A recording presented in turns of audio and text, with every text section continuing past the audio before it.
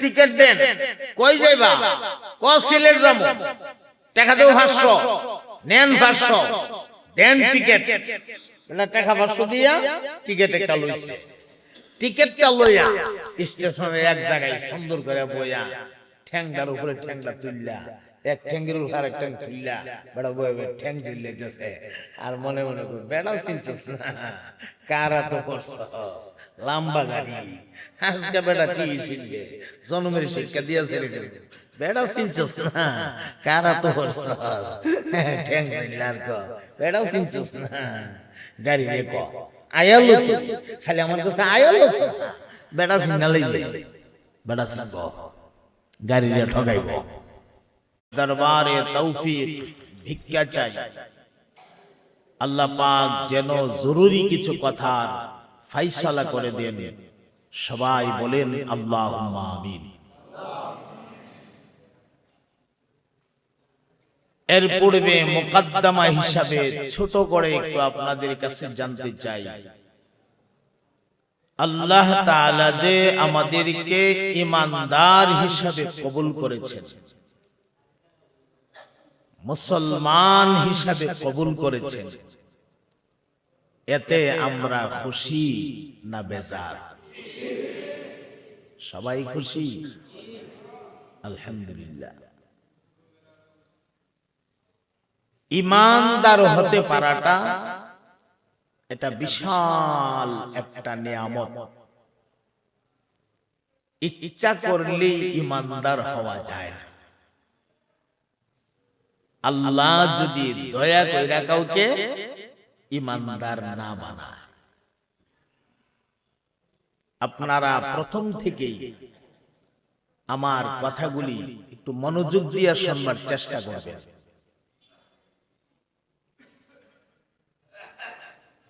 আবু জাহাল আমার নবীর চতুর্দিকে ঘুরঘুর করে ঘুরছে। জীবনে কত হাজার বার নবীরে দেখছে,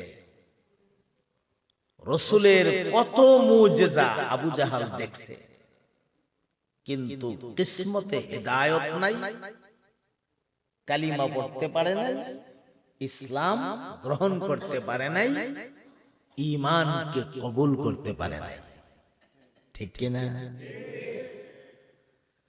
আর হাবশী দেশের মানুষ দেখতে সুন্দর না, চেহারার গঠনও বেশি একটা ভালো না, জিহ্বার আগাবাড়ি কথা স্পষ্ট হয় না। হযরত বেলাল হাবশী রাদিয়াল্লাহু তাআলা আনহু হাবশী দেশ থেকে আইসা নবীর কাছে কালিমা পড়িয়া মুসলমান হয়ে গেছে। ফারস্য দেশের মানুষ হযরত সালমান ফারসি রাদিয়াল্লাহু তাআলা,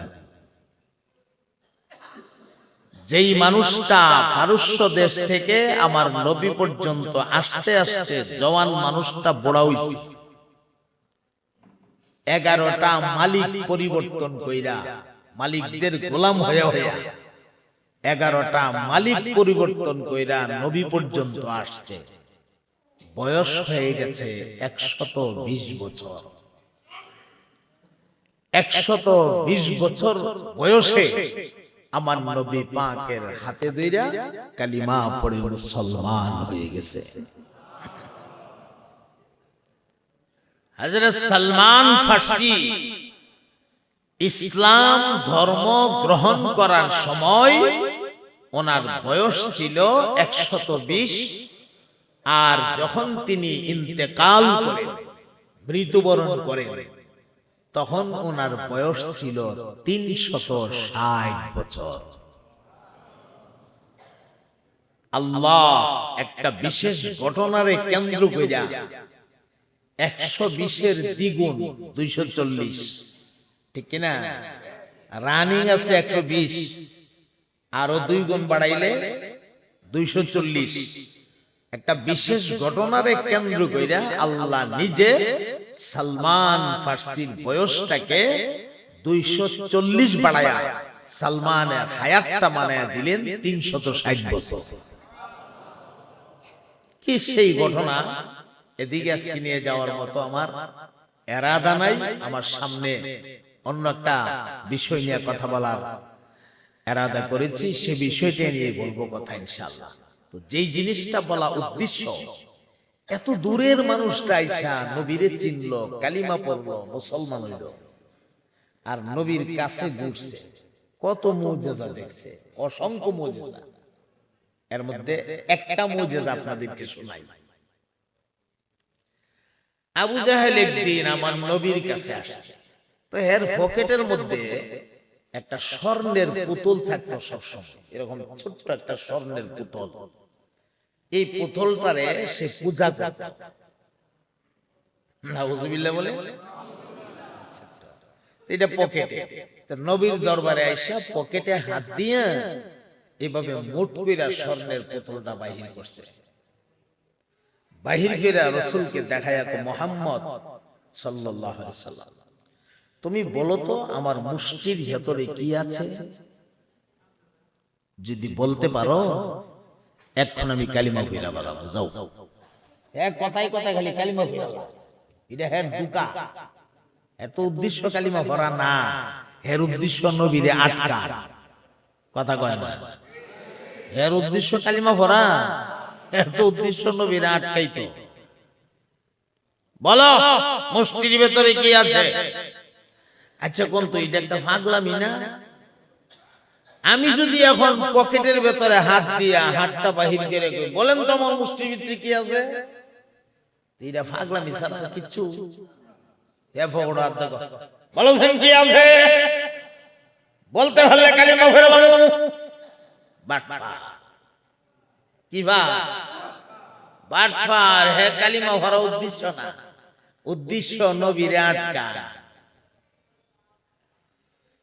আমার মুহতারাম দোস্ত, ইমামুল মুরসালিন, সাইয়্যিদুল মুরসালিন, সরওয়ারে কায়নাত, রহমতে দু জাহান, ফখরে আলম, ফখরুদ দু জাহান, নবী মুহাম্মদুর রাসূলুল্লাহ সাল্লাল্লাহু আলাইহি ওয়াসাল্লাম, ওনার শাহাদত আঙ্গুলটাকে এইভাবে রেডি করে আবু জাহেলের মুষ্টির দিকে ইশারা দিয়া নবী কয়, আবু জাহেলের মুষ্টির ভেতরে আল্লাহর যে কোনো মাখলুক তুমি থাকো না কেন, আমার আঙ্গুলের ইশারায় তুমি কালিমা পড়ো। আমার নবী যেই মাত্র বলছে কালিমা পড়ো, আবু জাহেলের মুষ্টির ভেতর থেকে কালিমায়ে শাহাদতের আওয়াজ বের হয়ে গেছে। তাহলে কালিমাটা কে পড়ছে? বলেন বলেন। আবু জাহাল যেই মূর্তির পূজা দেয়, এই মূর্তি মুহাম্মদ নবীর কালিমা পড়ে, এর মাথা জাগাত থাকবো? আরে বাপ রে বাপ, মুহাম্মদ তুমি এত বড় জাদুঘর, জাদু দিয়া আমার মূর্তিটারে পর্যন্ত তোমার বলি বলাইলে। দেখেন কত বড় বাটপা। আগে কি কইছে, কি আছে বলতে পারলে কালিমা পড়া ভালাম। নবী খালি কি আছে এইটা না, যেটা এর মুষ্টির ভিতরে আছে এইটারে কালিমা পড়াইছে, এর পরে হে নবীরে জাদুঘর ডাকে। আরেকটা কথা বলবো ইনশাআল্লাহ। আমার মুহতারাম ভাই, পূর্ণিমার রাত, যেই রাতে আসমানের চন্দ্রটারে দেখতে বড় সুন্দর দেখা যায়, আমার নবী পাক খানায়ে কাবার চতুর্দিকে ঘুরতেছেন। আসমানের দিকে তাকায় তাকায় নবী যেন কি বলতেছেন, এটা নবী জানেন, আর নবীর মালিক আল্লাহ জানেন। কথা বলেন ঠিক কিনা? কি যেন নবী কয়, আর কাবা শরীফের চতুর্দিকে ঘুরে আর তাকায় দিছে কোন দিকে? গভীর রাত। এমন সময় আবু জাহেল খানায়ে কাবার চত্বরে হাজির। এবার আর টাইম পাইছি না। জাগা জাগা জাগা জাগা নবীকে ডিস্টার্ব করতো। এক মোহাম্মদ গার ভিড়ে ছায়া দেহে আবু জাহাল আমার ডিস্টার্ব করবার লেগে আইছে, সর্বনাশ করে বলেছে। নবী তোর মুখ দিয়ে কইতে পারে না, মনে মনে ভাবতেছে সারিলেছে আমার ডিস্টার্ব করতে আইছে। ও বাতিজা একখান কথা কইতো, মুখ আবার খুব মধু আছে, যে তা দুষ্ট হয় তার মুখ খুব মিষ্টি থাকে। কথা কয় না? দুষ্ট লোক যারা তাদের মুখ খুব মিষ্টি। আরে বাবা এক কথা কবলা বুঝা যাবে এর মুখ মধু মাইকাতে রাখছে, কিন্তু ভিতরটা বাপরে বাপ জঞ্জালে ভরা। এমন কিছু মানুষ আসেনি না? নাই, অভাব নাই। কি আদর কইরা ইয়া বাতিজা, তুই বাতিজা এখন রাত টাইম পাইছিস না, কেমন টাইমটা পাইছে? এক বাতিজা ও জি চাচা এখন কথা কইতাম বলে বলেন। ও বাবা রে, জীবনে কত মুজিজা তুমি দেখাইছো বাবা, আজকে একটা মুজিজা যদি দেখাইতে পারো তে যাও কালিমা ফেরালাম। খালি কথায় কথায় কালিমা ফেরালাম। আসলে কি হে কালিমা ফেরার উদ্দেশ্য? এর উদ্দেশ্য কি? নবীর আটকা উদ্দেশ্য वाला না। কাচ্চা চাচা বলেন কি বলবেন? কাচ্চা এই যে চন্দ্রটা দেখতেছো আসমানে, দেখছো নি? দেখতাম না কেন চন্দ্রটা? এই চন্দ্রটারে যদি তুমি মাইসকান্দা ফাড়ায়া দুইটা ভাগ করে দিতে পারো, দুই ভাগ, তাইলে তোমার ঘরে ঈমান আনিয়া বললাম যাও, কথা দিলাম, কথা দাঁড়াইছে। হের কথার বাবে বুঝা যায় আসমানের সান এটা কোটা দালা খাওয়া যায়, কুতা দা ভাড়াইলি কথার বাপ ভাই না, লক্ষ লক্ষ মাইল দূরে আসমানের সান। হ্যাঁ কয়টা ফাড়াই তাহলে কালিমা ফেলে। আমার মুহতারাম দোস্ত, আপনার আমার নবী রহমতে আলম শাহাদত আঙ্গুলটারে রেডি কইরা আসমানের চাঁদের বরাবর মাঝ বরাবর আঙ্গুলটারে ধইরা আমার নবী আঙ্গুলটারে পেছন থেকে সামনের দিকে টান দিয়ে আনছে, আর জবানে বলছে, রে আসমানের চন্দ্র, আমি নবীর আঙ্গুলের ইশারায় আল্লাহর হুকুমে তুই দ্বিখণ্ডিত হয়ে যা। আমার নবীর আঙ্গুলটা পেছন থেকে সামনে আসতে দেরি হয়েছে, আসমানের চন্দ্রটা দুইটা ভাগ হয়া জাবালে আবু কুবাইসের দুই দিকে সরে যেতে দেরি হয় না। আবু জাহাল তো দেখতাছে, আরে বাপ রে বাপ, মুহাম্মদ এতদিন জানতাম তোমার জাদু শুধু জমিনও কাজ করে, আজকে দেখি তোমার জাদু আসমানও কাজ করে। ও বাবা বাবা রে, এত বড় জাদুঘর তুমি! এ নবীর জাদুঘর কয় এ বাটপার। কি ভাই বাটপার! ইতানের কথার ভঙ্গিটা দেখেন, এদের সম্পর্কে আল্লাহ নিজে কোরআন শরীফে আমরারে পরিচয় করে দিয়েছে। তো وَإِذَا قِيلَ لَهُمْ آمِنُوا كَمَا آمَنَ النَّاسُ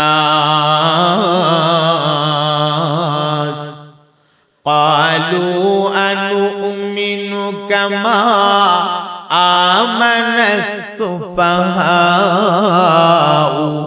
أَلَا إِنَّهُمْ هُمُ السُّفَهَاءُ وَلَكِنْ لَا يَعْلَمُونَ।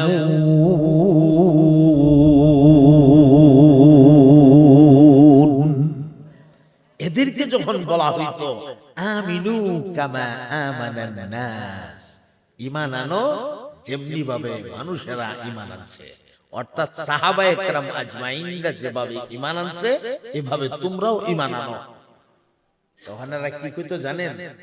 আর নুমিনু কথার ভঙ্গিটা দেখে, আর নুমিনু কামা আমানা সুফাহা, আমরা কি ঈমান আনবো তাদের মতো যারা বোকা, বুকার মতো আমরা ঈমান এনে ফেলাইব।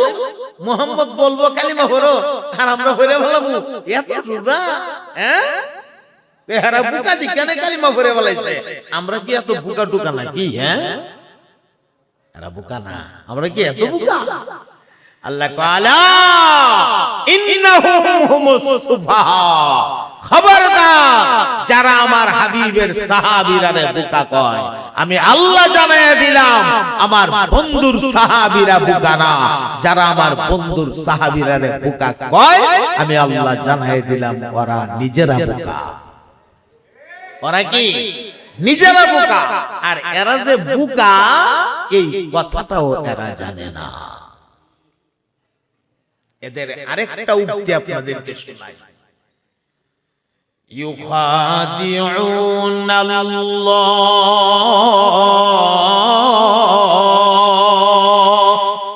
ওয়াল্লাযীনা আমানু ওয়া মা ইয়াখদাউনা ইল্লা আনফুসাহুম ওয়া মা ইয়াশউরুন।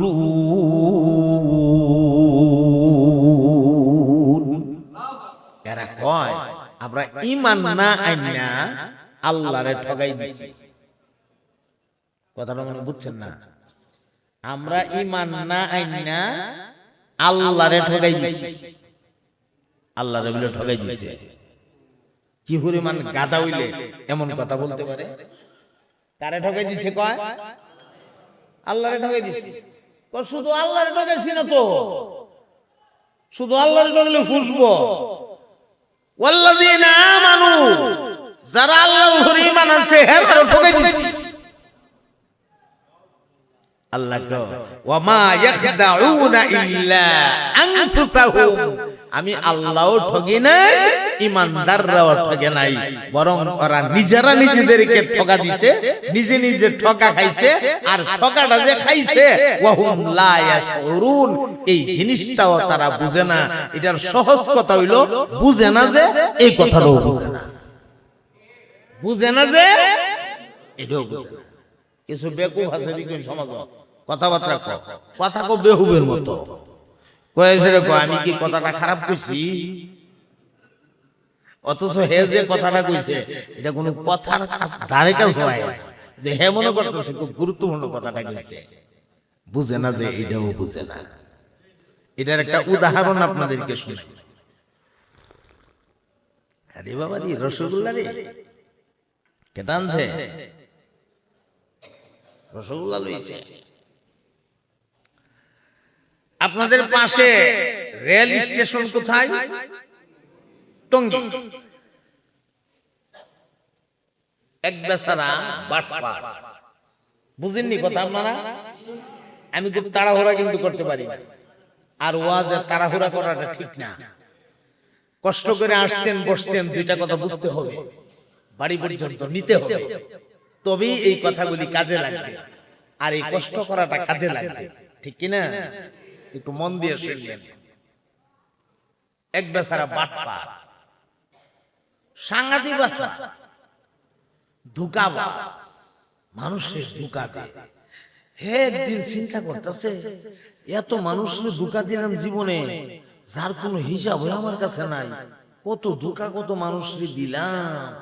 আমার বাড়ির পাশে দাঁড়িয়ে লম্বা গাড়িটা জায়গা দেন, কই যাইবা?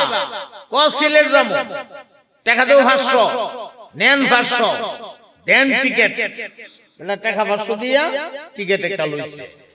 টিকেটটা লইয়া স্টেশনের এক জায়গায় সুন্দর করে বইয়া, ঠ্যাংটার উপরে ঠ্যাংটা তুললা, এক ঠ্যাঙ্গের উপর আরেক ঠ্যাং তুললা, বেড়া বইবে ঠ্যাং তুললেছে। আর মনে মনে করি বেড়া চিনছিস না, কারা তো করছস, লম্বা গাড়ি, আজকে বেড়া কি ছিলবে, জন্মের শিক্ষা দিয়া ছেড়ে দেবে, বেড়া চিনছিস না, কারা তো করছস, ঠ্যাং তুললার ক, বেড়া চিনছিস না, গাড়ি রে ক আয়ালো, খালি আমার কাছে আয়ালো, বেড়া সিঙ্গা লইবে, বেড়া সিঙ্গ গাড়ি রে ঠগাইব। নির্দিষ্ট টাইমে গাড়ি প্ল্যাটফর্মে আসছে, স্টেশনের প্ল্যাটফর্মে আসছে, আসার পরে যাত্রী যারা লামনের